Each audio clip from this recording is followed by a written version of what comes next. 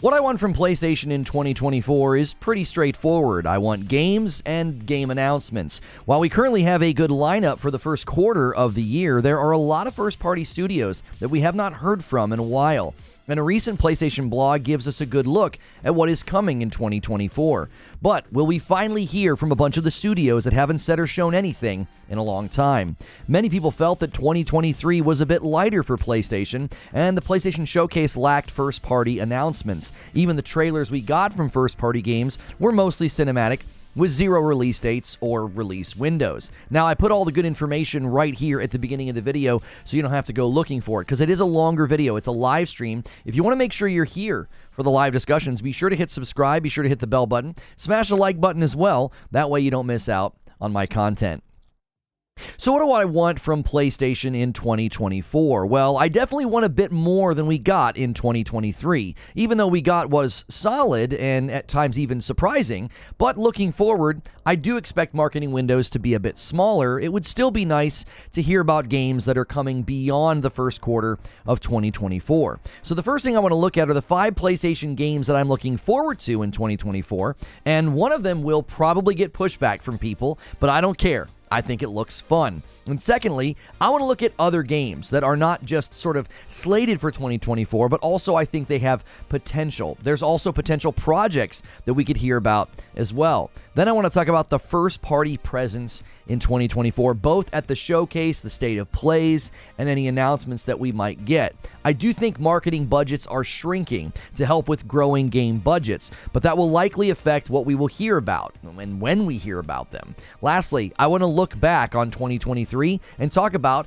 how it was solid, but it was thinner than the previous year. And I also think about what I would like to see from PSVR 2 in the future. So up first, the games. Now, kicking things off with the year, on January the 19th, we have The Last of Us 2 Remastered. Now, I am in a very specific position with this game, okay? I'm really looking forward to The Last of Us 2 Remastered. I missed out on The Last of Us 2, and I have not played the first game since I borrowed my brother's PS3, and I played through it then. So I'm currently playing through The Last of Us Part 1 Remake, and I'm just struck by how great the game looks, how ahead of a time the game was. And I know some PlayStation fans are not happy about another remaster, but The Last of Us 2 and The Last of Us property is something that PlayStation clearly sees a future of investing in. After the poor PC port and the cancellation of The Last of Us Online, they need to have the game in the future really show off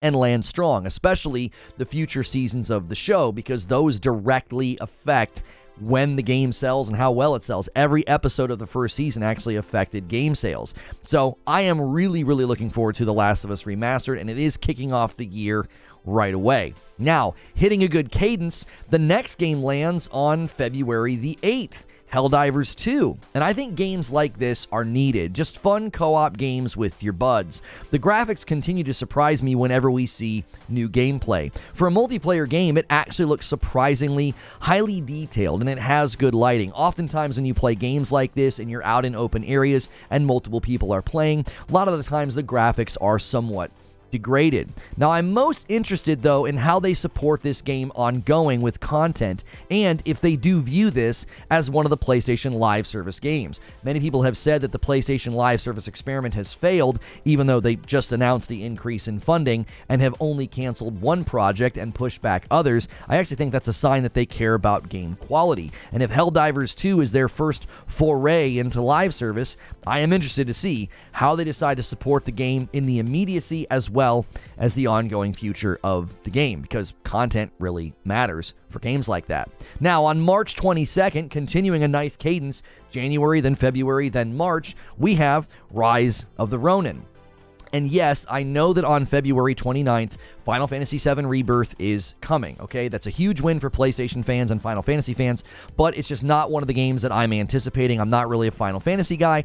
Final Fantasy 16 completely surprised me and won me over, so I'll definitely make sure to give Final Fantasy VII Rebirth a try.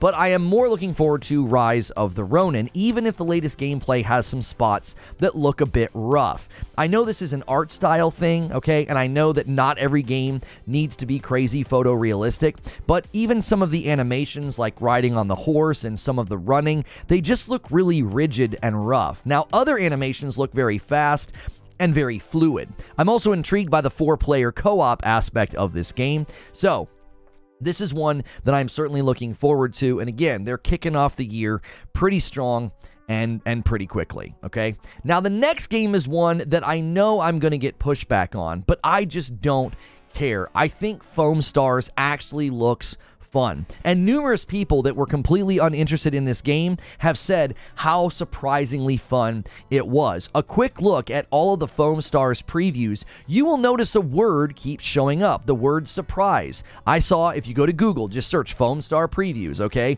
I saw surprise hit, surprise blast, surprisingly good time, and shockingly fun. I think this game could be a sleeper hit. Splatoon is popular for a reason, and lots of people roll their eyes and never play Splatoon or have no interest in it. I'm actually one of those people. I really have never found Splatoon to be that fun. So don't sleep on Foamstars or write it off just because of the art style, or maybe it looks like a kid's game or something. Tons of people that have gotten their hands on this thing have said, man, I am surprised by how much fun that I had. Now, last, and certainly not least, Stellar Blade was just confirmed by Sony yesterday in a PlayStation blog to be coming in 2024. And the more gameplay I see of this game, the more that I want to play it. There are some obvious tropes and even some memes about the main character's body and her healthy backside, but I truly think that the combat and the moment-to-moment action is the greater focus here. It has all the hallmarks of a hit with the PlayStation audience.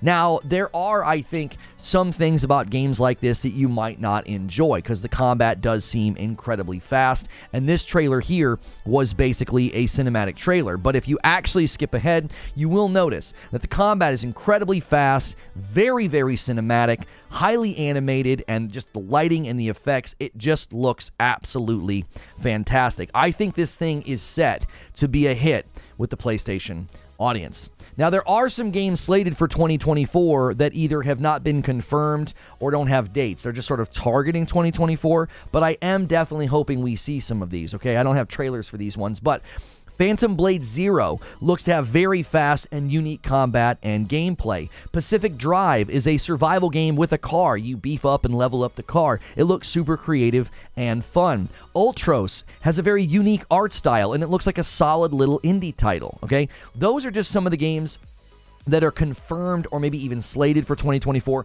but we don't really have dates. And then all the ones previously that I listed, we do not have a date for Foamstars, and we do not have a date for Stellar Blade. But the first quarter of the year is looking really, really good. Something basically happening every month. Now, what about other games that I would like to hear about? Well, first on the list is Ghost of Tsushima 2.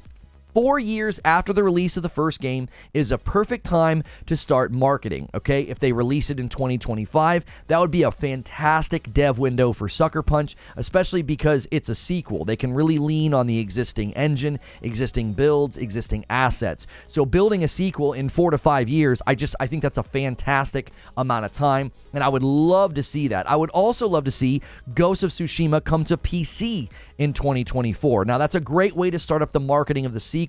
You bring the game to PC, everybody gets excited. They did this with God of War Ragnarok and God of War 2018 coming to PC. There is the question about whether or not the movie ends up sort of being why they wait. Maybe they want to wait and have the timing there and the marketing and everything kind of landing at the same time. I really hope that's not the case. I hope that the game is just able to come out when it's ready, or, when they're wanting to talk about it. So would love to hear from Sucker Punch, especially given the window of time it's been since the first game. Now, secondly, I would really like to see a strong push of PSVR 2 first-party titles. We had some great VR games this year. Call of the Mountain, even though it wasn't my cup of tea, it was too much climbing. I thought the combat was better than the climbing.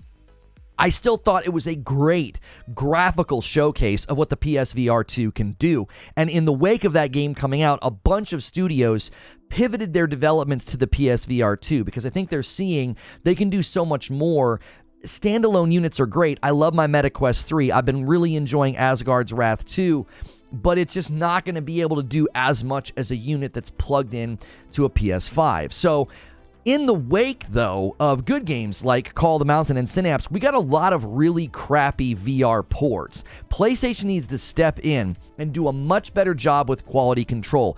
Do not let these companies port their games to your VR unit and then be bad, okay? Buying a separate unit that is equal to the cost of a console and getting a ton of poor quality ports this year, that is not a way to get and keep VR customers. If these people have no idea they're playing a port, they're going to assume that it is something that is bad or wrong. They're going to return, or not return, they're going to get rid of or sell their VR2 or not even use it anymore. The praise for Resident Evil VR and Synapse and Call of the Mountain, I think, is a sign they need to invest in more polished experiences, or just find really, really good games that are already out to bring a VR mode to them, like we saw with Resident Evil. The third thing I would like to hear about, I would really like to hear more about Death Stranding 2. Kojima certainly brings the intrigue and the interest, and the first game is one that I wish I had time to play. My backlog is so full. Death Stranding is certainly there, but it's at the back of the list because the missions and the quests, everything just takes very, very long, and I currently can only play for about an hour or maybe an hour and a half spurt, and that's perfect for like smaller scope games. Now, fourth, what is going on with Insomniac in 2024? Now, the leaks certainly leave room for them to launch something, okay? Do they bring this online mode to Spider-Man 2? I'm not talking about the canceled Spider-Man MMO, okay? But their rhythm of, it looked like they wanted to release a game like Spider-Man 2 and then like a year later add online, and then Wolverine and then a year later add online. And some of the Wolverine footage did seem like there was going to be maybe some co-op, and there was tons of speculation about Spider-Man 2 getting co-op. So I'm not talking about necessarily like an MMO, but like an online component. And it looked like that was slated to land in 2024 for Spider-Man 2. There's also the Venom game. Like, is that actually coming? Is it coming in 2025? Are they going to start marketing it? What about Wolverine, right? The leak was certainly upsetting, but it gave us a picture into the fact that Insomniac's cooking and they got a lot on the horizon. And do we hear about any of it this year? And does anything land from them this year? There's also the possibility of just DLC for Spider-Man 2. Maybe that is where the online component comes in. Maybe they do something where it's like, hey, you can play together in this update or this DLC. Lastly, Ben Studio has been working on an open-world action-adventure game using systems from the game Days Gone. Now, Days Gone came out in 2019, so that's going to be 5 years. Like, when we get in 2024, that's 5 years later. I think it's reasonable to think that they're ready to talk or maybe even show something. And that's it for games coming, games I'd like to hear about. But I want to talk about first-party presence, okay? I continue to think that those of us who want first-party roadmaps, or maybe we just want more first-party presence at events, okay? We want to see them at the showcases. We want state of plays.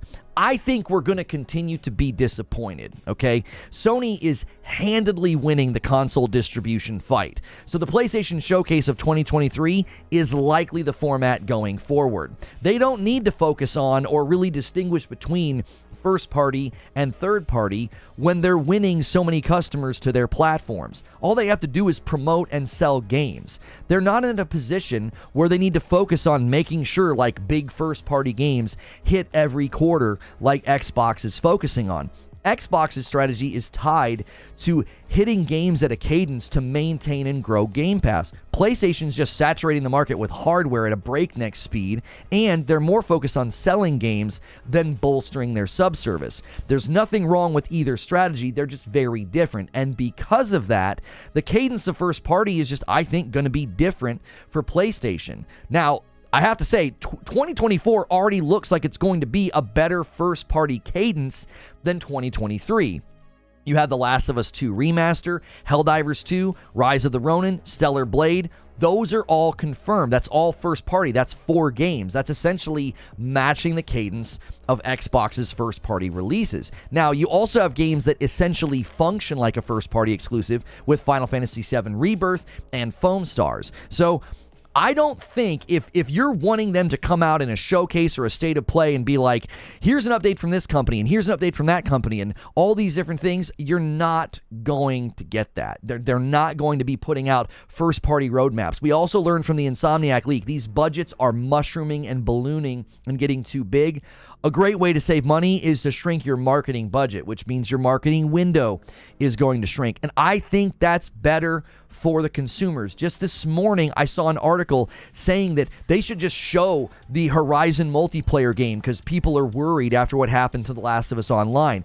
No, you don't show games before they're ready. You don't talk about or debut gameplay before the game is ready. You end up showing something that is utterly divorced from the final product, and it just leads to consumer dissatisfaction. Silence and smaller marketing windows, I think, is key going forward. Now, on that note, I do want to talk about 2023 from PlayStation. I'm going to continue to say that 2023 felt solid, but it did feel thinner than 2022. 2022 had the benefit of delayed games kind of flowing over and landing in it. So you had Horizon Forbidden West, you had Gran Turismo 7, you had God of War Ragnarok. That felt so solid, it felt very full. You even had timed exclusives like Stray or Ghostwire Tokyo. That kind of helps pad out the year. So this year, 2023, it just didn't feel like it kept that momentum. But it looks like 2024 will pick up the pace once again. My main concern is not games or cadence. That actually seems well in place for 2024 with 4 first-party titles and 2 what I guess you would call second-party titles in Foamstars and in Final Fantasy VII Rebirth. That's a lot of games. That's 6 games. That's basically, if you play a game every other month, you're only playing games that are exclusive to PlayStation at that point. That's not including any of the third-party games coming out. None of that's a concern. I think games and cadence looks fantastic for both platforms. Actually, we don't know what Nintendo's doing, so we'll have to wait for them, okay? It's honestly, to me, I'm worried or concerned with or looking at the announcements and the PSVR 2. I would really like to see more first-party announcements and more first-party games for the PSVR 2, or just more quality releases. Stop letting those bad ports come over. So PlayStation in 2024 is looking good, but it's still very early and a lot could change. But that's just what I think. What do you think? So let me give you my thoughts and my conclusions here to kind of close out the monologue. The 2023 was kind of a weird year for PlayStation. They kicked off the year with a solid DLC for Horizon Forbidden West and the PSVR 2. That's kind of how the year opened up. So for many, that felt very weak. They either weren't interested in VR or they felt like, listen, a DLC is great, but that's not as strong as a new game release. And I think that people were correct. That was kind of a weak start to the year for most of the PlayStation audience. Now, waiting for Final Fantasy XVI after that to land in June felt like an eternity, right? That's halfway through the year, and it's not even a first-party studio. So then, the PlayStation Showcase didn't really increase hope and confidence because first-party presence was lacking. And the main first-party showcase at the Summer Showcase with PlayStation was Spider-Man 2, and everybody already knew that was coming. And Spider-Man certainly delivered, and the surprise of Valhalla DLC for God of War Ragnarok really sparked a lot of excitement.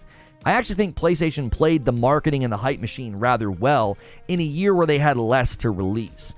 And the proof is in the game sales, in the revenue, and the console growth. What they're doing is clearly working. The second thing I want to say is this. 2024 looks to be a stronger year for first-party games from PlayStation, but I'm more interested in all of the studios that have been quiet. I do not mind silence. I don't find silence worrying, since we've seen how poorly showing off a game too early has gone for so many games. A lot of games that were doing marketing in 2020 and 2021, they're coming out now and they don't look as good as they promised. Even the leaked Wolverine gameplay proves you don't want to show a game until it's ready. So the two biggest question marks for me going into 2024 is first-party announcements and the PSVR 2. My conclusion is this: gaming just does not seem to be slowing down. It feels like we just got done celebrating the Game Awards, and now we're standing on the edge of a very, very full gaming year. And we still don't even know what Nintendo has planned. Is this rumored Switch 2 going to release out of nowhere? We don't know. So between the 3 main console platforms, I actually think we're going to eat really, really good in 2024. But that's just my thoughts. Now it's time to hear your thoughts. And that's the show open. Time to talk to the live audience here. Good morning, good afternoon, and good evening. Thank you guys so much for being here today. Go through your morning ritual. Take a second, smash that like button. Make sure you're subscribed to the channel so you can talk in the chat. Subscribing is absolutely free. and then you will not miss out on my content. YouTube has been doing some updates and has been doing some things to the site, so make sure that your alerts are up to date. Make sure your notifications are turned on. Make sure all those things. Now somebody said Rise of the Ronin is second party. It's being published by Sony, so I don't know if is the developer just not owned? So Team Ninja's not owned. Okay, so you're saying it's second party. When they're publishing the game and it's exclusive to their platform, I mean, I'm gonna count that as first party. We do the same thing on both sides. If the game's exclusive to the platform and the console is paying for it to be made, we call that a first party game. We call that an Xbox game or a PlayStation game. That's just the lingo that we use. The ownership to me is not as important as is it landing exclusive and who paid for the game to be made. Like, that generally is what we look at. In any case, it's a great rhythm for the beginning of the year. You know what I'm saying? Oh, we're starting off the day strong. Let me make sure I don't skip over anybody. Mike on the mic. Han shot first, and so did you. Starting off the day with a gifted member. And then coming in on top of that is John Always. Thank you so much, John Always, for doing that. And Kyle Wilkerson with 19 months and a VIP gold. Welcome back, sir. We've got some exciting announcements for members that we will announce in the new year. A new way of approaching things. Did a little bit of research and digging yesterday. Really excited with where we're headed into the new year. Yo, human type person with 23 months and a VIP says, 1 month from Red, the thumbnail. I couldn't find any good PNGs of characters from any of the games coming out. Like, Rise of the Ronin has like one piece of art. And I figured, all right, fine, we'll give Stellar Cake a day in the sun, and especially since just yesterday they confirmed it for 2024 in the PlayStation blog. So, what are your thoughts on Helldivers 2? Yo, Jordan Lanham, a.k.a. John Lanham. I called him that like one of the first times. I think it was one of the first times you've gifted members. Thank you so much, Jordan, gifted a member. Guys, we are like 100 members away from 3,000 members. We are going for that by the end of the year. You can help us hit that today, and then we'll celebrate tonight with the member stream. Friday night should be amazing. We are about, we dipped a little bit. We were 100 away. Now we're about 200 away. You guys are going to have to push. Last public stream of 2023. Well, we're doing another stream with Mike in a little bit. About next year, what are we looking forward to? So, the same reason Halo was broken into parts. My thoughts on Helldivers 2. So my thoughts on Helldivers 2 is it actually looks really fun. The question I always have for games like that is, if this is one of the PlayStation Live Service games, okay, how are you supporting it long term? Like, what's the content plan? Are you going to be able to get people to come back? In 2 or 3 months, right? Are you going to be able to get people to come back and continue to play and keep the game going with the player funnel, but also microtransactions, right? Live service games do not, they're not ongoing for free. They're going to have cosmetics and things like that, or content, or planets, or missions. Who knows? So, I think it looks fun. I think we need more knock-around games for you and your buds. I did a video just yesterday about the Justice League. It's actually resonating with people. People are like, I think the game looks fun. I think the game's going to be good. A lot of people are writing it off. A lot of people are breaking NDA. They're like, oh, I've played it. I played the alpha. Okay, I'm assuming they can make changes and updates and improve things. So, second party is a timed exclusive. If Sony owns the IP, it's first party no matter who makes it, just like Death Stranding. That's not what second party means, says Eugene. Second party has nothing to do with timed exclusivity. Yeah, isn't second party commonly referred to like companies that they consistently work with and pay for exclusivity? Like, an example would be like Final Fantasy 16, right? Wouldn't that be? I actually don't know. People throw around these terms, and all I've ever used is first party, third party, right? You just came for the thumbnail.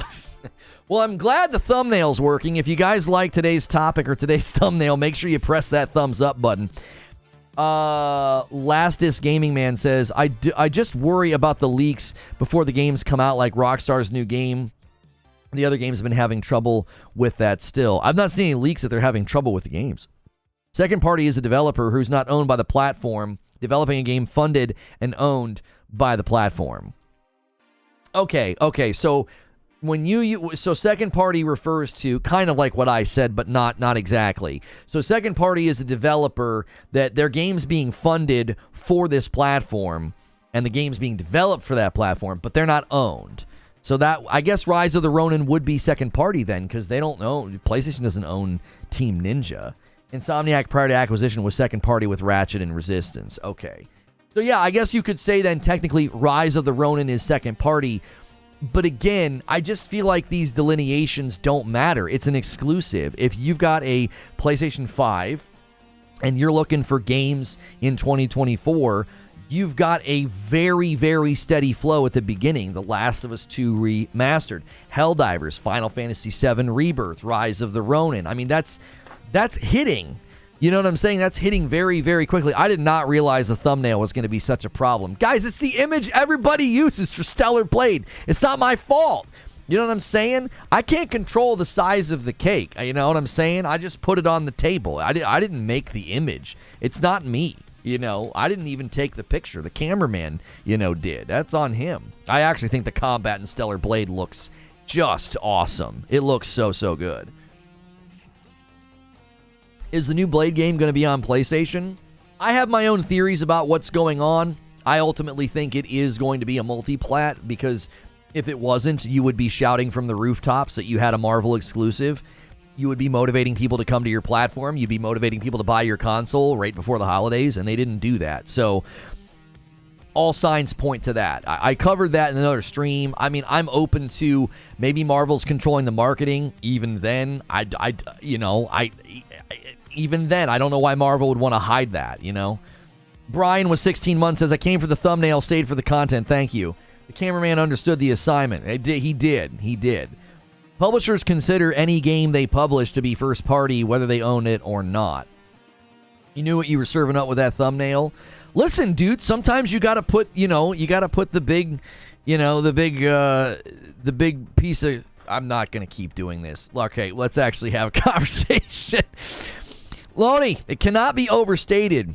You are the case-in-point customer for The Last of Us 2 Remastered. You only played T-Lu on PS3, and Part 1 is an ultimate upgrade for you.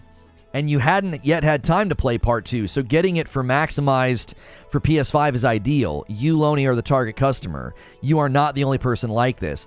I think that's so well stated, because so many people are either like upset or angry or like, oh, why are we doing another remaster? I'll tell you why they're doing another remaster. Because they are winning people to their platform. That's why. You think the 3-to-1 ratio is just bragging points on Twitter? No, it's a market disruption. It's a shift in the ecosystem. There are tons of people right now booting up a PlayStation 5 and saying, what should I play? I've never been in this ecosystem before. My younger brother just got his boys a PS5 after being an Xbox and Nintendo household for, I don't even know, 10 years. They have been an Xbox and a Nintendo household for 10 years. Do you want to know what happened? Over Thanksgiving, I took my PlayStation 5 and my PSVR 2 and my PlayStation Portal up to Ohio, and they all saw the games, and they played the VR, and they played some Returnal, and they played some Spider-Man, or they saw some Spider-Man, and they were like, we want, get that now. Like, they all are, they basically spent the entire week I was there taking turns with the PSVR 2. And then if they weren't doing that, they were playing RoboQuest with me on Game Pass. I'm telling you, there are tons of new people in the PlayStation ecosystem, and remakes and remasters are literally perfect. They're perfect for new customers. It's like they're going to be playing some of the best PlayStation property at the highest level of graphics available in the market right now if you're a console gamer. You know what I'm saying? I want to play my favorite games of all time at current levels. Right, and I've not played The Last of Us since the PS3 version. I'm struck. I was playing last night, and I'm just like, this game it's just unbelievable. I can't believe the work they put into it. It looks like a next-gen game. The water, the facial animations, the character models, the sound design, it's just fabulous. And it's like, people are like, well, you're settling for I'm not settling for less. I'm not. I paid for a game and I'm having an amazing experience. What do you do when you buy a game? Do you like double check, you know? Did they reuse any assets? Is this a remake? Is this a remaster? This weird, pedantic, persnickety insistence about like, well, I'm not actually getting tons of value unless it's all the way completely brand new. A ton of things I was hearing this year about this discussion was this insistence and this focus on, oh, well, you're just getting sequels. Well, we're just getting a bunch of sequels and remasters and remakes.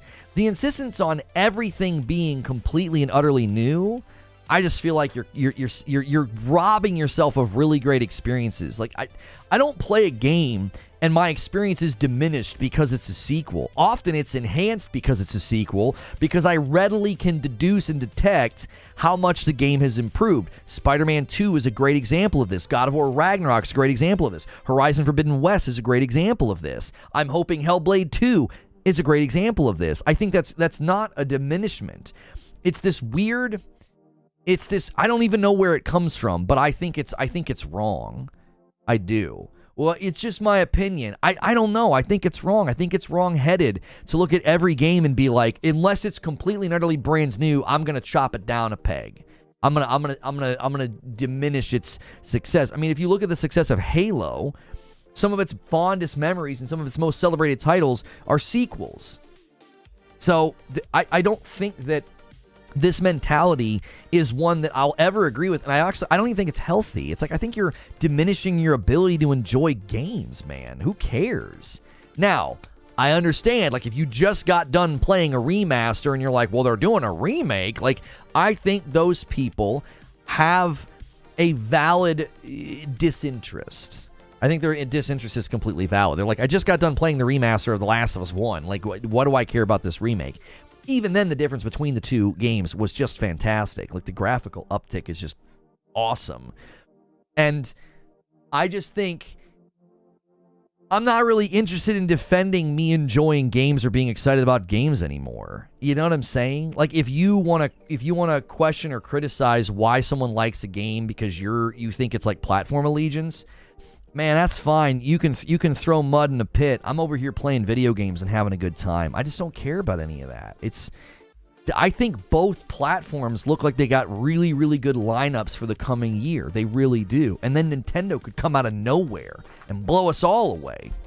Did you see those sales numbers for Nintendo's first-party games? Even they crushed it this year. Mario Wonder, Tears of the Kingdom, Mario RPG Remake. Come on. So much good games. So many good games. Can you believe they made another Dune movie? The old one was fine. I'm not paying to see the best adaptation. See how effing stupid that sounds? Right, exactly, Eugene. Like, would anybody say that about Dune? Come on. It's one of the best sci-fi movies in existence right now, dude. Absolutely stellar. Can't wait for the second one.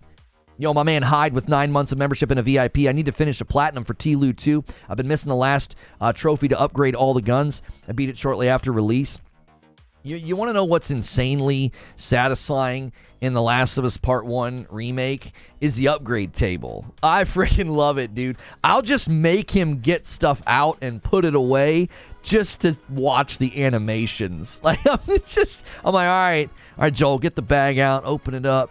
All right, close it back up, get it out of here. Oh, I love it. They put so much into it. Like, there's so much artistry and care into something as simple as upgrading some gear at a table. It sounds really stupid.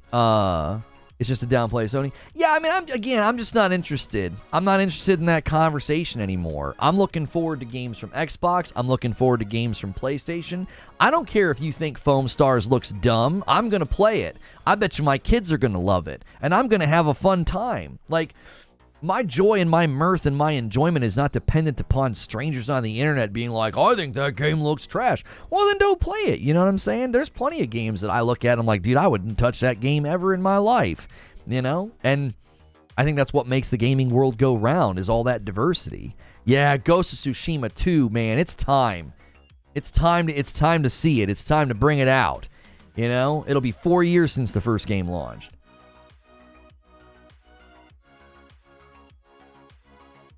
Naughty Dog are ahead of their time. I think that's the other thing that happened with a lot of games. I think a lot of the studios, in particular, it seems like a lot of the studios that are under PlayStation, it seems like their ambition was almost strained and capped by the older consoles. And the minute the new console hit, the PS5 dev kit hit, it's like they all looked at it and said, oh my gosh, think of what we could do. I think it's one of the reasons games are coming to PC too. I think a lot of the devs were like, will you please? Wasn't there an interview? And the dev was like, we've been begging to put our games on PC. Why? Well, their ambition was constrained by the console hardware. They were like, dude, these games could be so much better.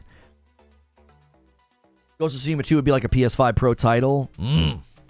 I like the way you think, dude. Start talking about Ghost of Tsushima 2 next year. You know? Release it on that PS5 Pro. We'll release it for both, but ooh.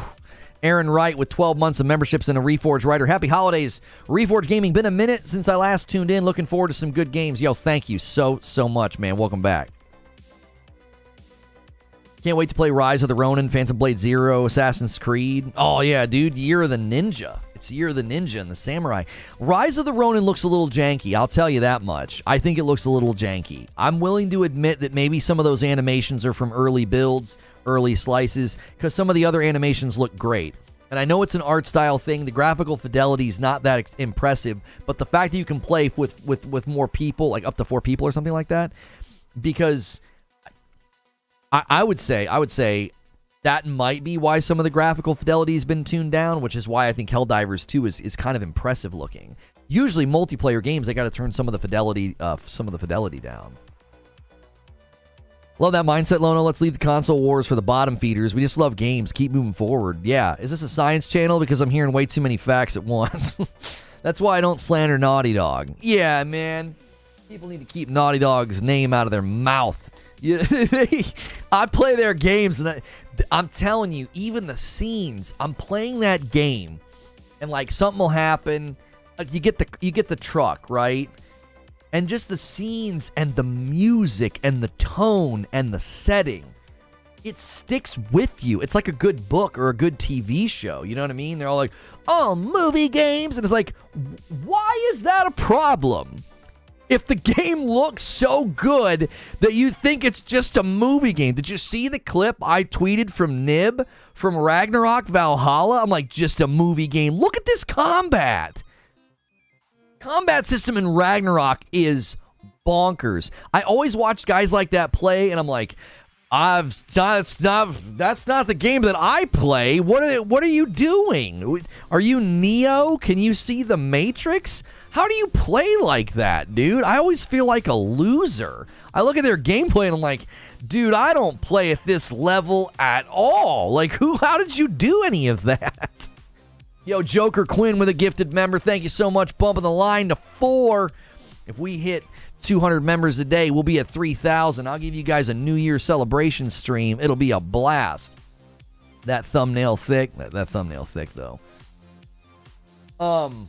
Rise of the Ronin combat looked like Wukong. I'm sorry. Maybe Wolong. You meant to say Wolong. So it's going to be good, I'm sure. I can teach you. Bro, I literally watch gameplay like Nib posted, and I'm like, yeah, I would need like a sensei to train me how to play like that. I'm like, how in the world do you do that? Goal is to get Lono to retweet my clips next year. Do it, baby. I saw that clip from Nib, and I was like, what the frick are you doing, bro? How are you playing like that? It's awesome. You guys should check it out. I tweeted it last night, and I was like, I did like the just a movie game, like totally mocking that mentality. I was like, yeah, just a movie game. Let's see you play at this level. Awesome. YouTube lurker with 19 months and a VIP gold. I think some have crossed the Rubicon from loving to play games to loving to hate games. The same people complaining about PlayStation sequels will also complain about no SOCOM. Yeah, for real. For real. I've talked about this before. I call it the metamorphosis principle, and I think what has happened over the years is we have baked into our schema and our expectations about games, we have this baked in sense of novelty and new. Why? I'll tell you why. We grew up with games and the leaps and the new IPs and the new games. It was like every time there was this new generation of console, your mind was getting blown. You're like, oh my gosh, I've never played a game like GoldenEye. I've never played a game like Gears of War. I've never played a game like The Last of Us. And as time has gone on, budgets have gotten bigger. Graphical leaps have become less noticeable. Now we're focused more on like performance and lighting, okay? So what's happening is you see a sequel, you see a remaster, you see a remake, and you're like, where's the novelty? Where's the new? Why? Well, you spent 20 or 30 years constantly being fed new games, new IP, huge graphical leap. And you're like, that's what gaming's all about. And that's not happening right now. We're not getting this steady flow of brand new IPs or kicking down the door graphics. We're getting very good looking games that I think look significantly better than the last generation. But the leap from this generation compared to last generation, I think the leap is smaller. If you look at the leap from like PS3 to PS4, and then you look now like PS4 Pro to PS5, look at games like Ghost of Tsushima. Ghost of Tsushima was gorgeous on the PlayStation 4. It just didn't have the frames per second. And then you get this nice new update, and you're like, this game looks incredible. So the leaps are there, but I think what's going on is people aren't deducing the leaps the same way they used to. Like what Eugene's saying, he's like, my mind is still being blown because I'm seeing scale changes. I'm seeing little things, little touches, increased immersion, right? Yeah, and if you've played any of the new VR experiences like Resident Evil and stuff, you're sensing those leaps. But what I think is happening is I think other people, because the leaps aren't as big, they're just like less impressed, less enthused. So I understand why somebody would be standing in 2023 or on the precipice of 2024 and being like, more sequels and more remasters? And it's like, yeah, what's the problem with that? Like, why is your expectation that that should never happen or that shouldn't be a thing? Like, why? I'm telling you, it's the metamorphosis principle. Gaming, as it changed, also changed you. And your expectations are largely shaped by your experiences. And those experiences have shaped expectations to stare cynically and critically at anything that's not brand new and mind-blowing. Why do you think showcases always get poo-pooed? That was boring.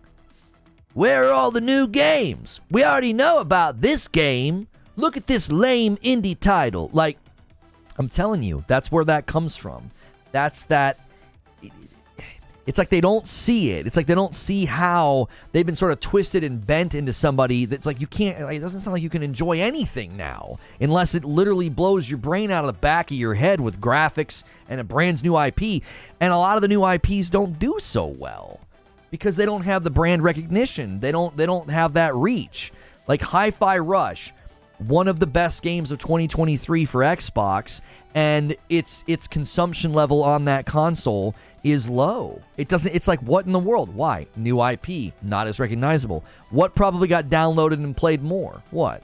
Halo, Call of Duty, recognizable big IPs. It's just the way the market's trending. There's nothing you can do about it.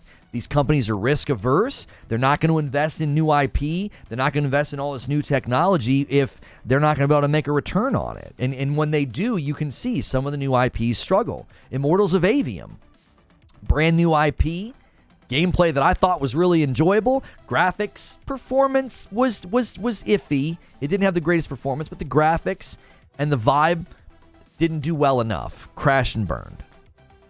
And for all intents and purposes, it's not a bad game. It's not. Nobody played Immortals of Avium and was like, this is trash.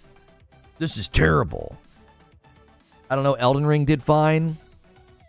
Do we have to really say that, though? Like, look what Eugene's saying. Come on, dude. Elden Ring was was a new IP. Like, wink, wink. It was Dark Souls 4. Come on, dude. Like, I loved Elden Ring. It deserved all the praise it got. But just changing the name of the game, like, come on.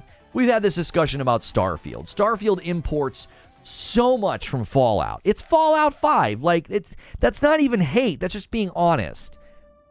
Do you honestly think just slapping a new name on the game would change it? Like, if instead of you playing as Kratos, you played as some other god, and instead of calling it God of War, they called it, God of Death, people would be like, yeah, we know what this is. Come on. You wouldn't say, I sounded like Arnold Schwarzenegger there. Come on. Come. Get to the chopper. You understand what I'm saying, right? Like, just slapping a new name on the game doesn't make it a new IP. That's kind of cheating. It's like,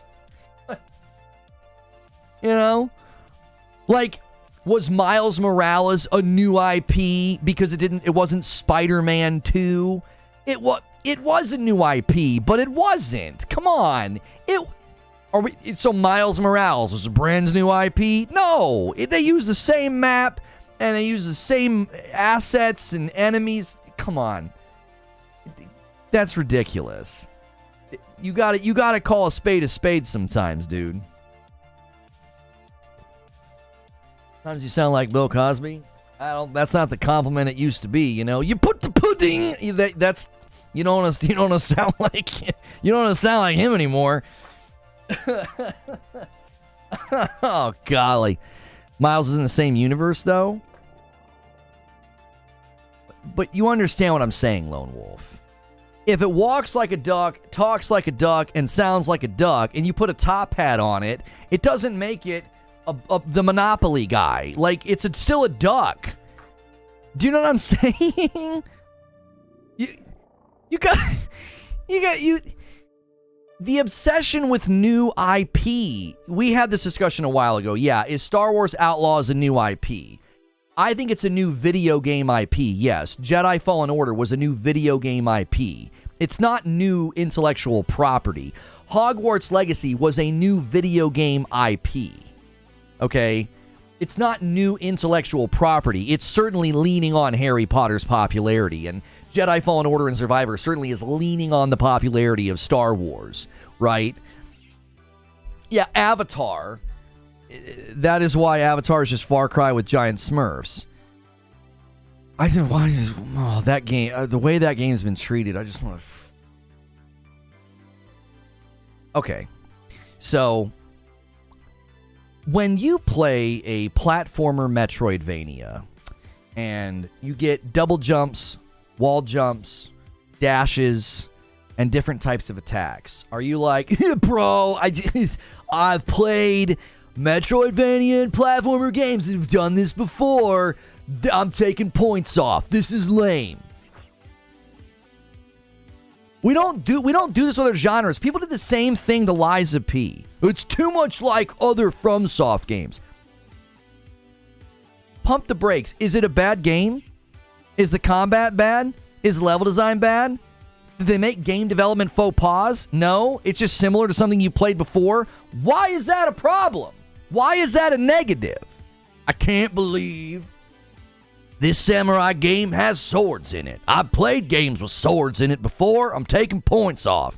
It's like games, all good art is somehow inspired by, stolen by, taken from something else every time. And we deduce similarities in games and we think that's like some kind of a fault. Why? Imagine being like a latecomer to video games. And imagine that you've never touched a Far Cry game before. Do you honestly think those reviews of Avatar Frontiers of Pandora are helping you? Are they? Are they helping you? Are they giving you an assessment of the game's quality? No. They're telling you the game is bad because it's similar to a bunch of games you've never touched. So that person could play Avatar Frontiers of Pandora and be like, this is an amazing game. Digital Foundry thinks it's one of the best looking games this year. Now, that doesn't make for a good game. I'm not saying that. One of the best looking games this year. But because it has content loops and content rhythms that are similar to other games, it's a bad game? That doesn't make any sense to me. It doesn't. It doesn't make any sense to me. I don't get it. I killed bosses in Elden Ring and I got souls from them. Oh, it's not souls, though. Oh. I go to a bonfire. Well, it's not a bonfire. It's a site of grace. Oh, okay. Did anybody take points off from Elden Ring for having incredibly similar systems to previous games? Did anybody do that? I can't believe it, dude. I kill enemies, get souls, and I spend them to level my character up. Unbelievable. Why can't we get new games? What? Like, it just doesn't make any sense. Avatar devs aren't the Far Cry devs. They're the Division 2 devs. Massive did an incredible job with that game. I don't get it. I don't get it. The loathing and the criticism and the hate for sequels or remasters or games that just do something that's like super familiar. It's like, oh yeah, I've played a game like this before. Yeah. I don't think that's a problem. Some did, but the FromSoft fans dogpiled them.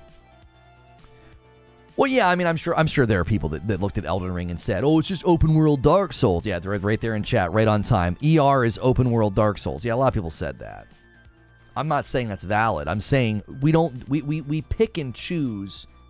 We pick and choose when we want to invoke the I've played this before. We pick and choose. Did anybody do that with Halo Infinite's campaign? Halo Infinite's campaign got a ton of praise.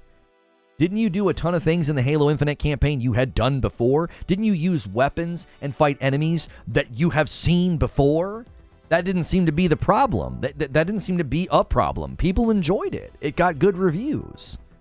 We pick and choose when we want to invoke this as like, well, no, this game can do it. This game, no. And I think a lot of the times it comes down to predetermined, like preemptive biases. Like, oh yeah, I know Ubisoft. This Ubisoft formula, Far Cry Avatar. Like, tons of other games continue to utilize the same systems that they've used before, the same weapons that they've used before, same mechanics, same enemies. Now, that doesn't mean they didn't add more. But I'm telling you, I feel like we pick and we choose when we invoke this criticism. There are tons of people who love Starfield. Starfield lifted like wholesale systems from past games. Like there are things inside of Starfield that literally, if you showed it to somebody who woke up from a coma and you told them it was Fallout 5, they would believe you. They'd be like, oh yeah, this is all very familiar. The skill tree, the weapon system, the inventory system, how you pick up guns, how you manage your guns, how you manage the ammo, the way you switch weapons, all of it. They would believe you. Does that make... Do we criticize the game and say, yeah, there's just a bunch of stuff in here directly from past Bethesda games? No, we don't do that. I criticize Starfield for completely different reasons. Horizon Zero Dawn is just Far Cry Primal. I like Elden Ring, and I call it open world Dark Souls, but that's not a slight, although I think the open world hurts replay. I'm telling you what they need. I honestly think what Elden Ring needs is procedural generation. They need to give you a boss rush where you can have procedurally generated environments and dungeons where the environments are like set pieces that move and intertwine, and then the boss is different every time. And after you beat that boss, you get to go to the next. You just take all of the amazing bosses. Now, you might have to use larger arenas. Some of the dungeons have really small arenas. Like, you can't put some of those bosses down in like this teeny tiny place. Oh my gosh, that would be amazing. That would be fantastic as a piece of content. The sense of entitlement with gamers is beyond ridiculous. They overly criticize any and everything. They spend more time critiquing games and playing. That's what I'm saying, dude. I'm having fun playing video games. And I can't enter the headspace of looking at something that's really good and being like, well, it's not completely and utterly brand new, therefore it's bad. Like, I can't do that. I can't enter that mindset because we played so many games over the years that have been fantastic, and they're sequels, or they're clearly, like with Elden Ring, clearly it's Dark Souls at its heart, and that's fine. That's not a slight. The only reason people think that's a slight is like, no, look at the name. It's Elden Ring. It's new. What? Come on. Again, if somebody woke up from a coma today and you gave them that game modded to be Dark Souls 4, they wouldn't even blink. They'd be like, sweet. Why are the bonfires called Sites of Grace? Oh, just ignore that.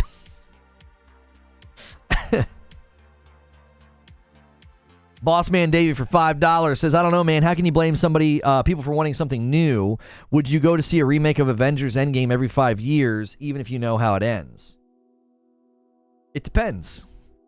It really does.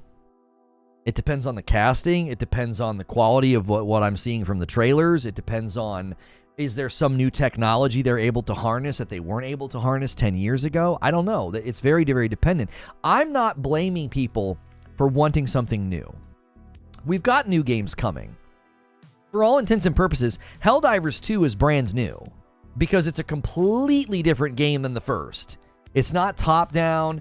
It's more action-oriented. It's third-person. For all intents and purposes, it's a brand new game, okay? Just because it's a sequel, again, you look at that and think, no, there's already a Helldivers. It's a completely different game. Imagine if a Diablo 5 comes out and it looks like Hellblade and God of War Ragnarok. You'd be like, well, this is a brand new game. This isn't some dungeon crawler loot chase game. This is open world action adventure, whatever. Maybe it's an open world action MMO or something. But you got Rise of the Ronin coming. You've got Stellar Blade coming. You've got Foamstars coming. Are we really lacking in new games coming? I don't think we are. I think plenty of new games are coming. It blows my mind that Elden Ring was popular, the most boring game I played. It was boring? How is it boring?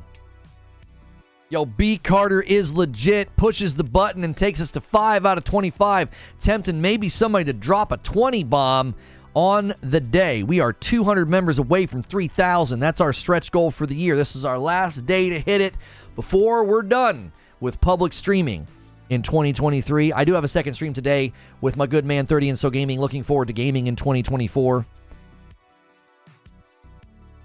Yeah, Concord is new. We've not seen anything, but that's new IP for sure.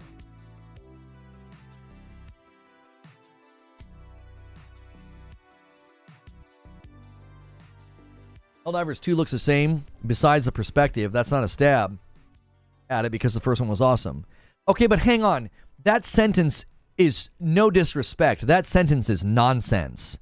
It looks the same besides the perspective. Well, then it doesn't look the same. A 5 bomb from Willie Kale. Did I miss anybody's tips or anything? Let me make sure I didn't miss anything, any super chats or any gifteds. Hang on. I feel like I did. No, I didn't. Okay. I mean, it looks the same except for the fact that it's completely different. Like, it's not going to feel the same. It's not going to play the same. It's not even going to appeal to the same type of people. It's a completely different game. Like Diablo 5 looking like a Hellblade or a God of War Ragnarok, you wouldn't be like, yeah, it's basically the same. Like, no, it's not. No, it's not. And again, I think we are getting lots of new, but we're also getting sequels, and we're also getting remakes and remasters. And here's what I think commonly people fall into. They feel like in the place of all these remakes, remasters, and sequels, if those were all brand new games, I'd be happier and gaming would be better off. And I think that is This is going to sound mean, but I just think that's juvenile and entitled. It's just juvenile and entitled. That doesn't seem like a mature, like, level-headed view. It's like there are so many games coming, and you want every sequel, every remaster, every remake replaced with a brand new game. I just think that's... I don't think it's even remotely in line with reasonable expectations, market realities, what we know about games and game budgets and how expensive they are. Like, everyone's complaining about the cost of games and, oh, I can't believe they're going to try to raise the price of games again, or, you know, what they're doing with Spider-Man 3, allegedly, like breaking it into 2 parts, $50 a piece. Dude, I'm fully in support of that. If we get good content and good games, I'm willing to pay for quality. I'm not going to sit here and penny pinch my way through gaming. I'm just not going to do that. It's like, if you want to approach gaming that way, man, you go right ahead. But I just think you're going to be continually frustrated by the fact that, like, well, I can't believe the budgets are getting higher and the games are getting more expensive. But I also want them to do a bunch of things that are incredibly risky and financially reckless. Those are things that would also drive prices up or just drive companies out of business. If they're never capitalizing on the fact that, well, our last game was really successful, maybe we should do a sequel. Well, this game property is booming right now. Maybe we should do a remaster or a remake. Like, how dare companies do something that is in line with good business sense and keeps the lights on? Dave 1D with 11 months of memberships. Hope y'all had a good Christmas, and 24 is going to be a banger for gaming. Yo, thanks so much for being here.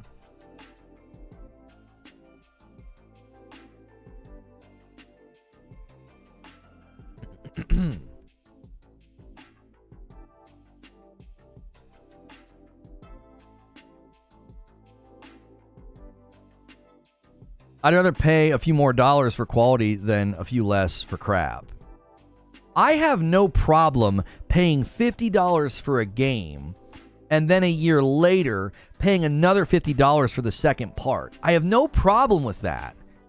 If the net gain for me is really quality, really polished, good delivered product, I don't care.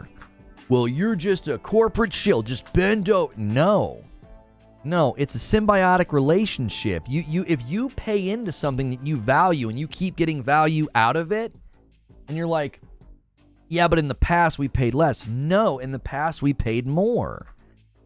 We paid way more for games back in the day. We paid, according to inflation, we paid roughly $100 per game for games that cost the studios way less to make, and they were much smaller in scope, and they had much smaller teams working on them. And the size of the studios and the projects and the scope of the games that we play now, it's unbelievable what we get to experience. And I just think we constantly bite and spit in the face of the hand, we bite the hand that feeds and spit in the face of, what are all these emails? My wife did a bunch of subscribe and save cancels. Good golly. My entire, oh my word, it took over my entire inbox.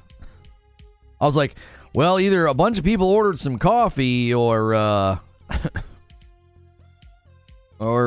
something else happened. Guys, thanks so much for being here. In about 15 minutes, I've got another stream for you. It's gaming in 2024, what we're looking forward to, what we're hoping to see, what we're expecting. Make sure you're here for that. Smash the like button on this stream. Let's set our sights on 300 likes, and let's set our sights on getting 200 members today, all right? We had a big Friday last week. Let's have another big Friday today. Let's end the year with a bang, and we'll be at 3,000 members to end 2023, and then we'll celebrate on New Year's with you guys. Immortals of Avium is really fun, and it's on a good sale. I recommend trying it out. Immortals of Avenue, yeah. That's a different game.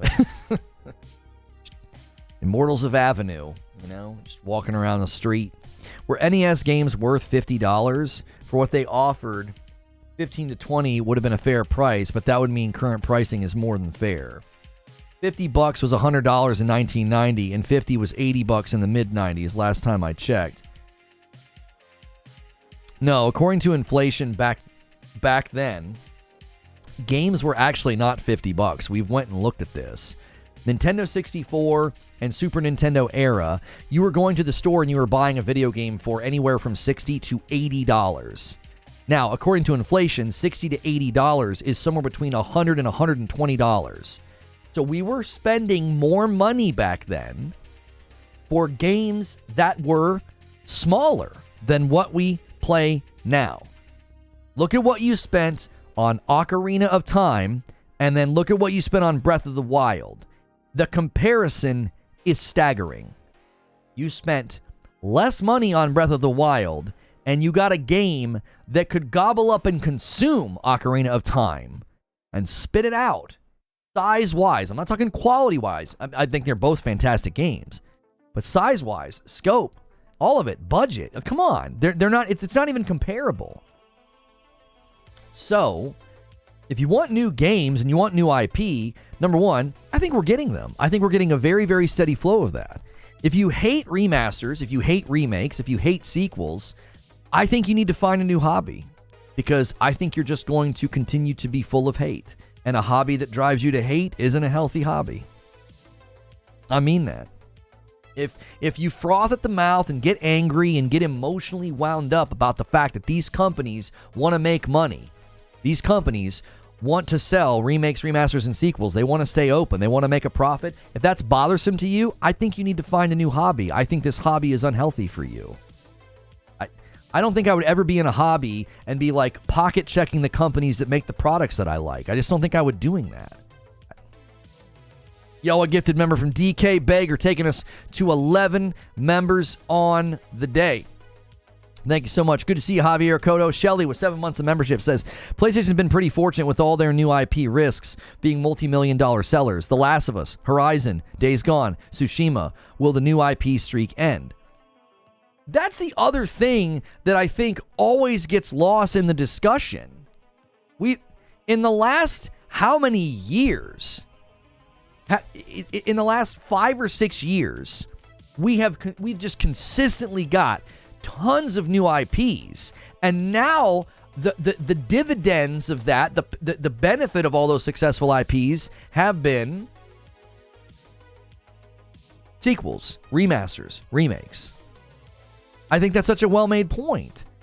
Like, what do you want them to do? They take the risk, they launch a new IP, and they just like, well, we're done. Well, let's do something else.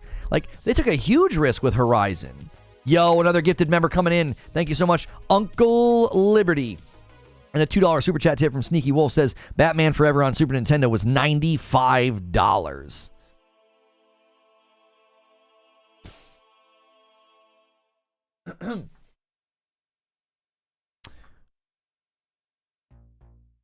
Horizon, Ghost, and Spider-Man are new IP.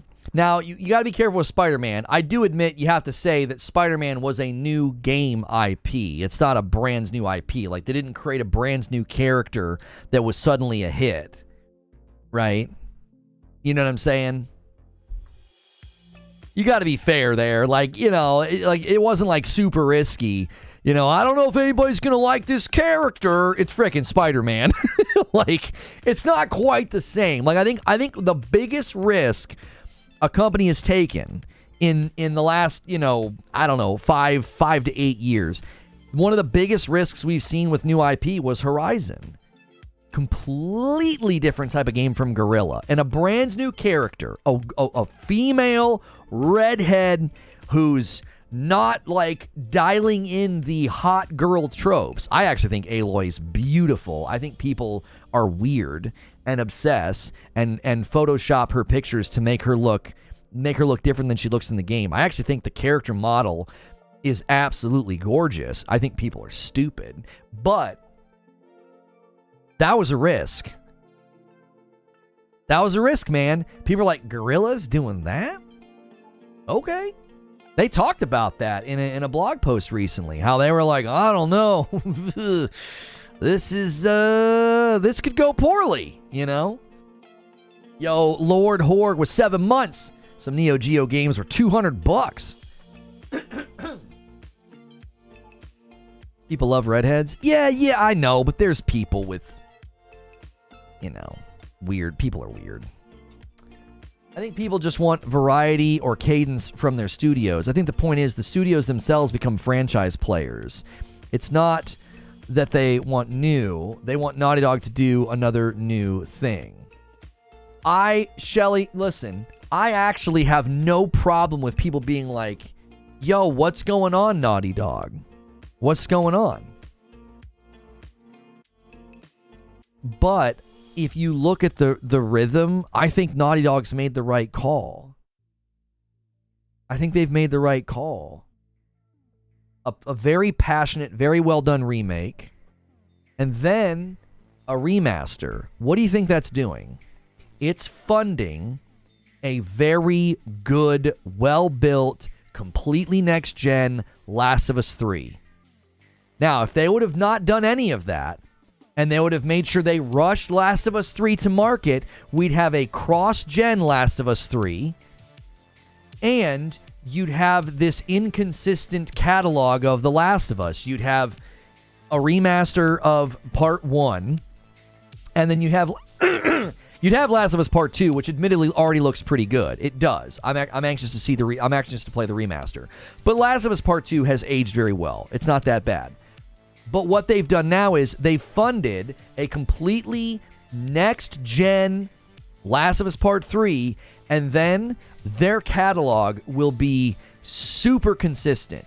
You will be able to boot up a PlayStation 5 or PlayStation 5 Pro or a PlayStation 6, and you will be able to play Last of Us Part 1, 2, and 3, and they will all look phenomenal, with 3 probably having the most, shine. Barrier says it's only been 3 years since their last new game. That's something else that people have to remember. It's only been 3 years since The Last of Us Part 2. What the frick is the problem? Are we holding other studios to that rhythm cadence? Are you? Are you going to all these other studios right now and you're like, yo, it's been 3 years since your last game. What are you doing? Where's your games? What's with all these remasters and remakes? It's only been 3 years. Are you doing that to any other studio? Are you? Where's the cadence from the Coalition? Where's the cadence from 343? Where's the cadence from all these other studios? Are they cranking out bangers every 3 years? I don't think they are. I think Insomniac tricked everybody into thinking that cadence was even possible, because most of the games they've released in the last, 3 to 5 years have built off of Spider-Man. So you got Spider-Man, you got Miles Morales, you got Spider-Man Remastered, you got Spider-Man 2. That makes up a lot of their games that they've been able to launch. And I think that tricked everybody into thinking that cadence is even reasonable. Do we go to any other studio and do that? Is anybody going to Sucker Punch and being like, yo, where's Ghost of Tsushima? What's going on, Sucker Punch? We want something new. Like, when they released the Ghost of Tsushima's director's cut, was that a problem? Was that an issue that they did that instead of releasing something new? The cadence it's not fair. I'm not talking about Naughty Dog like that. I just mean as a broader point. I've seen tons of PlayStation fans expressing irritation with Naughty Dog not releasing something new and instead doing a remake and a remaster. And then obviously online getting canceled was upsetting for people. But it's like, it's been 3 years since their last new title. Are you doing that to any other studio? Are you? I don't think anybody's doing that to a single studio out there being like, yo, it's been 3 years. Where's your games? What you got? Where's your trailers? Where's your announcements? Where's your gameplay? You want Naughty Dog to cook as long as they need, because they bring excellence to the table. We want factions? With love in my heart, get over it. You're not getting it. You never even saw it. You just got to get over that. So you want it? You're not getting it. Sorry. Games get canceled all the time. This is why you don't announce things that early. You just shouldn't do it. Where's my Ghost of Tsushima remastered? You don't need a remaster of Ghost of Tsushima. Ghost of Tsushima is at a level that it doesn't need to be remastered. Play the director's cut on a PS5. It's gorgeous. It's fantastic looking. The art style carries that game. You don't need a remastered Ghost of Tsushima with ray tracing or any of that. Now, if they do that, fine. But Ghost of Tsushima launched too close to PS5. It was a late-gen title, and so it just doesn't need it. Now, somebody might say, well, then why does The Last of Us 2 need to be remastered? I would say The Last of Us 2 being remastered is tied to a full court press with that IP. It's different. And they might do a remaster of Tsushima. I don't know. Maybe they do a remaster. We know they're probably going to bring it to PC. We know they've got this movie coming. Maybe they do the same thing. Like, oh yeah, full court press. What's good, Feed? I see you in the chat. Last of Us 2 didn't need one either. You know what's wonderful about that? You don't have to buy it. And if you do, it only costs you $10. Oh, you didn't buy it? You've never played it? Then you don't get to talk about it. Like, you don't get to say, this didn't need it, they shouldn't have done this, they shouldn't have made this. Did you buy it and play it? No? Then what do you care? You did buy it, you did play it, you can upgrade for $10. And if you don't want to, it's really easy to not do that. You just don't buy it. It's not affecting you in any way. Yeah, there's apparently a remaster of Horizon Zero Dawn coming out. A 5-bomb from Skiffy Skiffles, taking us to 17 members on the day. Let's try to hit 25 before I go hang out with Mike. They came out the same year. Last of Us 2 and Ghost went for Game of the Year. That's a terrible argument. That's an assertion. That's not an argument. Why is it a terrible argument? Why? Why are you entitled to get to determine what a developer does with their property? If you bought The Last of Us Part 2 and you want to get the remaster, it's $10. If you didn't buy The Last of Us Part 2, then why do you care? What does it matter to you as a consumer? Any consumer on the spectrum trying to act like The Last of Us 2 Remastered, stupid, they shouldn't have made it. Number one, it's a small team. And number two, it's completely optional. Number three, they're doing right by the consumers who already purchased it. So your beef with it is nonsensical. It doesn't make any sense. What's the problem? You're doing the same thing with Ghost of Tsushima? Ghost of Tsushima is different because they're not pushing that property out into other places yet. The Last of Us Part 1 came to PC. The Last of Us had a TV show. The Last of Us has a different property prominence for PlayStation's goals. The same thing could happen with Ghost of Tsushima.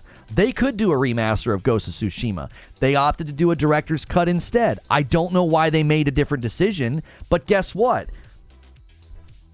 Ghost of Tsushima's director's cut served a very similar purpose. It added new stuff, and if you wanted the new stuff, you could spend the $10 to upgrade. So, what's the problem here? It's virtually the exact same thing. Didn't need to do a remaster. They did a director's cut.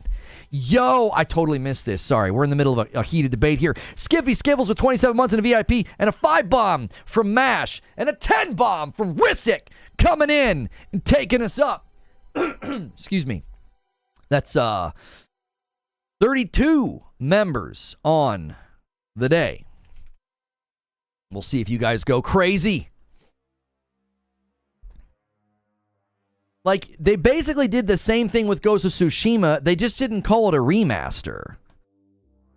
Yeah, they upgraded textures, resolution, frame rate, added 3D audio. They adjusted the animations for the voice acting, and it was a $10 upgrade. So, who's contradicting themselves? I don't think I'm contradicting myself. I think you are. Ghost of Tsushima got a director's cut. The Last of Us got a remaster. They're different words, and they're very similar in execution. Extremely similar in execution. A $10 upgrade to have a to have a better looking game. And if you don't want it, then you don't buy it. They also did the 60 FPS update to Ghost of Tsushima for free, sure, because I played it before the director's cut. That was what I was waiting for, was the 60 FPS. I don't get it. Like, what's the problem? Do you think most of the frustration with The Last of Us 2 Remaster was that it was not received as well by many of the players compared to The Last of Us 1? I mean, The Last of Us 2 is just a weird game. Like, people hate it because... I don't even want to get into that debate. I'm tired of talking to people that throw around the word woke like it means anything anymore. I'm not interested in talking to people like that. I'm not. I would just assume go back in time and try and teach quantum mechanics to a caveman. I just have no interest in talking to people that are on that wavelength. I just don't. And if that feels condescending, good. I don't want to talk to people like that. I'm just not interested. You know, gotta play as a girl in Star Wars Outlaws. This is woke. I have no interest in conversing with you. Last was choose woke. I just don't feel like talking to you. I don't. It's just not fun. not a conversation worth having, you know? I think The Last of Us Part 2 is always going to be a divisive game, and I'm tired of talking about those aspects of the game. It just isn't interesting to me. It just isn't.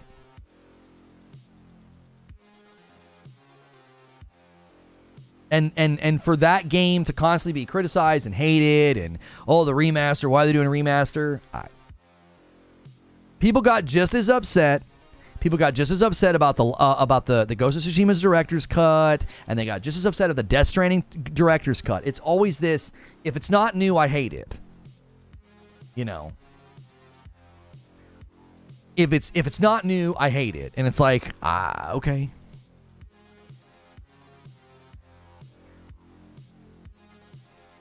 Christmas convo I had with my brother over Spider-Man 2 was depressing. Yeah, people were calling Spider-Man 2 woke. Why? There's a deaf person in it. Like, okay. I would just assume hit my head with a shovel before taking my brain into the gutter of that conversation. That ignorant, just absolutely stupid conversation. I would probably rather risk brain damage from a blow to the head than talk to people like that. I just don't care. It makes me feel dumber. It just don't have any interest in it. Just buy a t-shirt that says everything I don't like is woke, and then we know not to talk to you. People want a variety of cadence from the studios. My point is, the PlayStation studios themselves become brands in and of themselves. It's not that they want new, it's that they want the team to try something new in between. Shelly, I get that. And I actually appreciate your perspective on this. We've got to go to the stream with Mike. I actually appreciate your perspective on this, that like Naughty Dog's become like a thing that people cheer for. Insomniac. Like, look what happened with the Insomniac, leaks. The brands themselves, they become almost like monolithic. Insomniac, Naughty Dog, Gorilla, Sony Santa Monica. Are we really running around talking about 343 like that? Like, not really. They haven't really earned it, obviously, with, Halo 5 and the most recent, rockiness of Halo Infinite. But I agree that people look to them as almost like these monolithic, wish granters. It's like, oh, you guys are just going to always deliver greatness. I think a lot of these companies are literally, think of it this way, and then I've got to go to the show with Mike. The valley between generations always has things that disappoint people. Horizon Forbidden West and God of War Ragnarok were criticized as being held back by the PS4. We believe in generations. I believe in context and actually reading things in their length, not ripping something out of context so I can make YouTube videos about it, right? We believe in generations became this huge, point of criticism for PlayStation. Why? We are in the valley between generations. So you get games that are cross-generationally supported, and that's a problem. And everybody's mad and everybody's angry because, turning your back on 120 million customers to make games for, 10 million customers, that's good business sense. Because anybody with a microphone and a camera can wax eloquent about business practices of video game companies, right? Oh, you cross-generationally supported? What happened to we believe in generations? So that valley also has the negative of a bunch of companies are quiet right now. A bunch of companies are quiet. Coalition goes nose down. Haven't heard anything from them. They're messing with Unreal 5. Haven't heard anything about State of Decay 2, State of Decay 3. Yeah, Sucker Punch, Naughty Dog, Ben Studio. Everybody's nose down. So you either get a cross-generationally supported game that everyone criticizes and hates on, or you get companies that go quiet. And both things are equally hated. It's like, say something, announce something, let us see something. Or you launch something cross-generational and people are like, well, this game was held back. That's not really a PS5 game. I don't, you know what I'm saying? I don't understand. I think both frustrations, I get it, but if you look at where we are, we're in that valley between generations. One platform has delivered consistent, cross-generationally supported games along with next-gen only titles, and another platform hasn't, okay? Both of those realities are the result of the fact that we're in a valley between generations. And that's why I'm just like, dude, I don't care if these game companies go quiet. I don't care if I have to wait a long time for something for Naughty Dog. I don't care. Because a cross-generation Last of Us 3 probably would have been fine. But I feel like we're probably going to get something a whole lot better. And it's only been 3 years since their last game. Their last new game. So, thank you for making sure and taking care of Javier Cotto. Javier Cotto gets a gifted member from John Always, and I've got to schedule this stream and go to Mike. We're late. I don't even have the stream scheduled yet. This has been a really good conversation. I want you guys to keep that heat and keep that conversation going because we are going to be talking about gaming in 2024, what we're looking forward to. And I want you guys to keep this going. The gist is, gamers are fickle, ignorant, and generally pretty entitled. I wouldn't want to be a dev and also be online. I feel bad for all devs. It's a thankless industry. Yeah, it's always. I think 30 and So Gaming is one of the people that always says this. It's always like, what have you done for me lately? Like, so all these. Ooh, gross. Why did we turn that back on? I hate that. No, turn that off. That For You tab is awful. No. It's hideous. No. Okay. I turned that back off. Oh, I hate that. Like 3 big giant videos that aren't even recent. I had 3 live shows from earlier this year, like Game Awards, Future Game Show, and something else, and they're gigantic. It's like, no, I hate that tab. I get what they're trying to do, but it's hideously executed. All right, gaming in 2024 expectations. Here we go.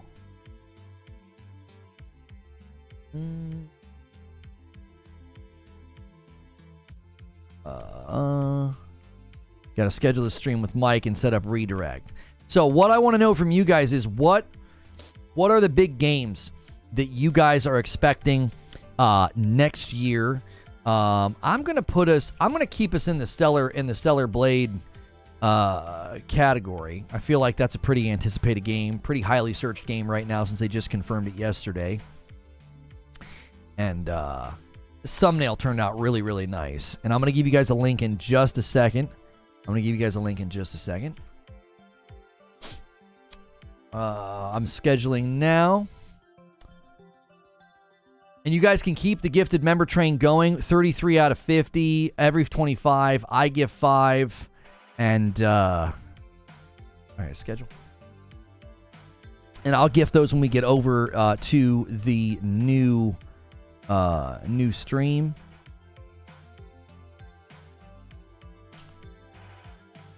Stellar Blade versus Hellblade 2. Who you got in 2024? Oh, I'm really looking forward to Hellblade 2 a whole lot more than Stellar Blade. Stellar Blade looks awesome, but I think Hellblade as a piece of property is just so much more intriguing. And I'm extremely biased. I loved the first game. I played it 3 or 4 times. I've got like 40 hours in the game on Steam. Yeah. Hellblade 2 more poignant, maybe impactful. Yeah, Hellblade's a real special game to me. So, ready when you are. Mike patiently waiting over here for me to come to the show 10 minutes late.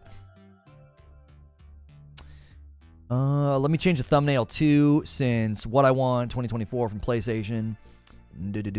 This was a good conversation. I mean, I got wound up, I got passionate because like I'm excited about so much coming next year, and I just am getting kind of worn out by the if it's not new, I hate it crowd. I don't know. I appreciate where Shelley was coming from. I still don't resonate with that since Naughty Dog is only 3 years out from their last game.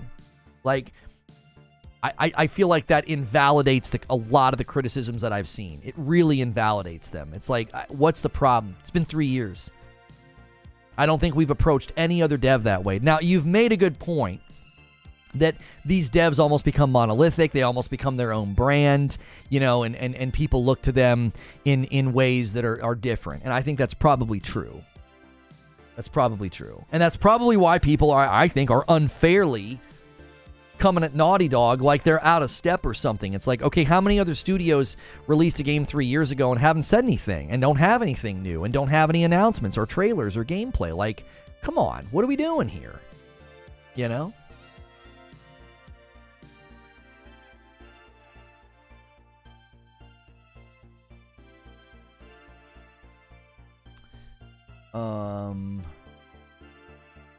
Okay.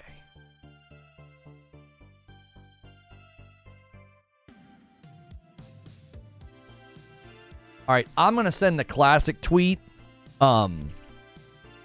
We've been doing expectations. We've been doing these tweets with videos. If you guys have enjoyed those on Twitter, feel free to interact with them, retweet them, like them.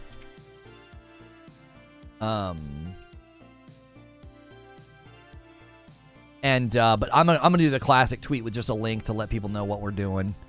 There we go. All right, let me get on this call with Mike. I gotta unmute the PC audio. Start the video call.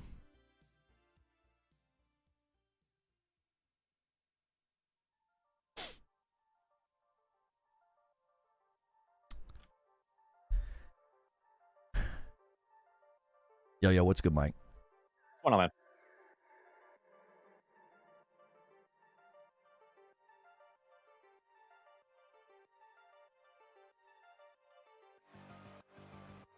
All right. How's your Christmas? Oh, it was great, dude.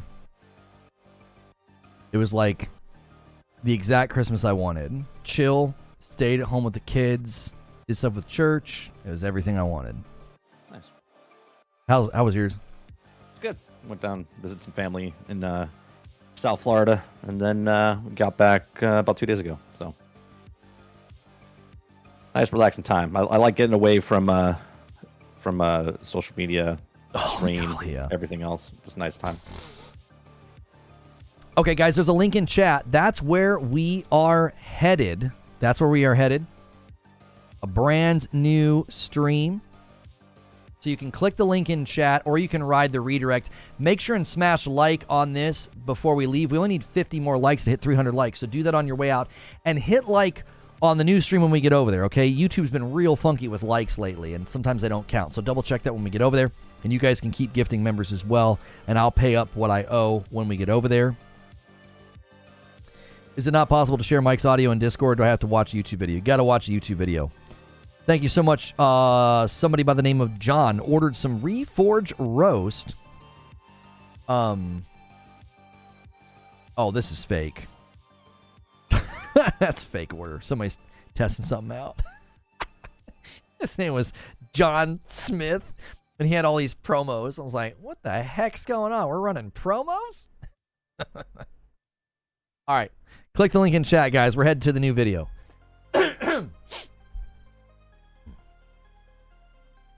Thanks so much for checking out another weekly segment where I sit down with my man 30 and Still Gaming, and we're talking about gaming in 2024. What are we looking forward to, anticipating? Biggest games, announcements, or hardware, all those things. We already did a stream looking back at 2023. If you haven't seen that yet, you can check that one out. And just this week, I have done my own streams talking about what I won from Xbox in 2024, what I won from PlayStation in 2024. We're actually coming from that stream right now. So do me a favor, if you're coming over from there, smash the like button. If you're watching this past broadcast, do the same. I'm going to redirect folks over. Mike, good to see you, dude. Hope you had a good holiday. Well, man, good to see you. Yeah,